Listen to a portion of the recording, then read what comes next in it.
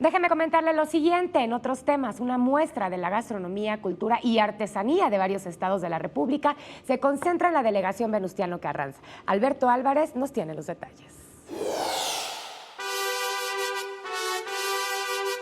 Más de 50 expositores de diversos estados del país llegaron a la explanada de la delegación Venustiano Carranza. El objetivo es promover los productos de fabricación nacional para fomentar su consumo y beneficiar a los productores locales. Nos vincula como productores con otros compañeros y a través de estas ferias que nos invitan las delegaciones, sí hay clientes que nos buscan porque les gusta la calidad del producto.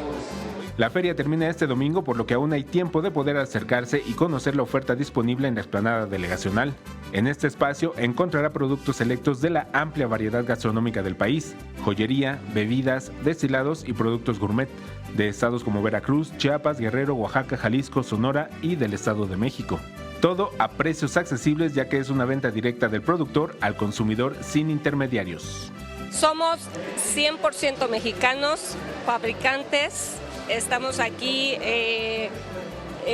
mostrando nuestros productos específicamente hecho para nuestro primer consumidor, que es el niño, y pensando en ellos, 100% natural, todo. Se espera que al cierre de esta feria los visitantes sean más de 50,000, así como una derrama económica de 4 millones de pesos. Con imágenes de Liber Rodríguez, Alberto Álvarez Santana, 21 Noticias.